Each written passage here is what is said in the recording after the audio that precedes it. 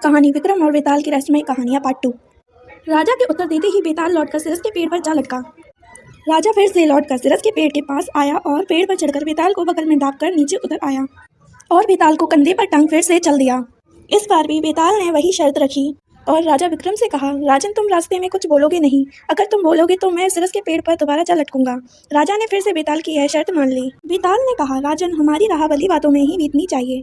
मैं फिर से एक और कहानी सुनाता हूँ और अंत में मैं तुमसे एक प्रश्न पूछूंगा। अगर तूने मेरे प्रश्न का उत्तर गलत दिया या नहीं दिया तो मैं तेरा सिर कुचल दूंगा। लो राजन सुनो कहानी। इस प्रकार बेताल ने दूसरी कहानी सुनानी शुरू की।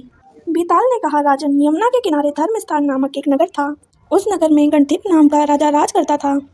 उसी में केशव नाम का एक ब्राह्मण रहता था। ब्राह्मण यमुना के किनारे पर जप तप किया करता था। उसकी एक लड़की थी जिसका नाम था मालती। वह बड़ी रूपवान और सुंदर थी। जब वह विवाह के योग्य हुई तो उसके माता पिता और भाई को उसके विवाह की चिंता हुई। संयोग से एक दिन जब ब्राह्मण अपने किसी यजमान की बारात में गया था और भाई पढ़ने गया था, तभी उनके घर में एक ब्राह्मण का लड़का आया। लड़की की माँ ने उसके रूप और गुणों को देखकर उससे कहा कि मैं तुमसे अपनी लड़की का विवाह करूंगी। होनहार की बात की उधर ब्राह्मण पिता को भी एक दूसरा लड़का मिल गया और उसने भी उस लड़के को भी यही वादा दे दिया। उधर ब्राह्मण का लड़का जहाँ पढ़ने गया था वहाँ वह एक लड़के से यही वादा कर आया, वह अपनी बहन से उसका विवाह करेगा। कुछ समय बाद बाप बेटे घर में इकट्ठे हुए तो देखते क्या है कि एक तीसरा लड़का और मौजूद है। दो उनके साथ आए थे। अब क्या हो, ब्राह्मण, उसका लड़का और ब्राह्मणी बड़े सोच में पड़ गए। देव योग से हुआ क्या कि लड़की को सांप ने काट लिया और वह मर गई। बाप भाई और तीनों लड़कों ने बड़ी भागदौड़ की। शहर चढ़वाने वाले को भी बुलाया पर कोई नतीजा न निकला।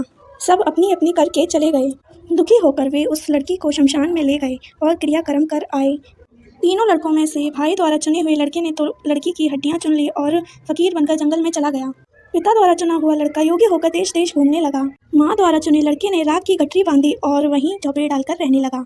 एक दिन की बात है, योगी बना लड़का घूमते घूमते किसी नगर में पहुंचा और एक ब्राह्मण के घर में भोजन करने बैठा। जैसे ही उस घर की ब्राह्मणी भोजन परोसने आई कि उसके छोटे लड़के ने उसका आंचल पकड़ लिया। लड़के ने उसका आंचल नहीं छोड़ा। ब्राह्मणी को बड़ा गुस्सा आया। उसने अपने लड़के को झिड़का, मारा, पीटा, फिर भी वह ना माना तो ब्राह्मणी ने उसे उठाकर जलते चूल्हे में पटक दिया। लड़का जलकर राख हो गया। यह देखकर वह योगी लड़का बिना भोजन किए ही उठ खड़ा हुआ। घर वालों ने बहुत देर कहा पर वह भोजन करने के लिए राजी ना हुआ। उसने कहा, जिस घर में ऐसी राक्षसी हो उसमें मैं भोजन नहीं कर सकता। इतना सुनकर उस स्त्री का आदमी भीतर गया और संजीवनी विद्या की पोथी लाकर एक मंत्र पढ़ा। उस पोथी से जलकर राख हो चुका लड़का फिर से जीवित हो गया। यह देखकर ब्राह्मण सोचने लगा कि अगर यह पोथी मेरे हाथ पड़ जाए तो मैं भी उस लड़की को फिर से जीवित कर सकता हूँ। इसके बाद उसने भोजन किया और वहीं ठहर गया। जब रात को सब खा पीकर सो गए तो वह ब्राह्मण चुपचाप वह पोथी लेकर चल दिया।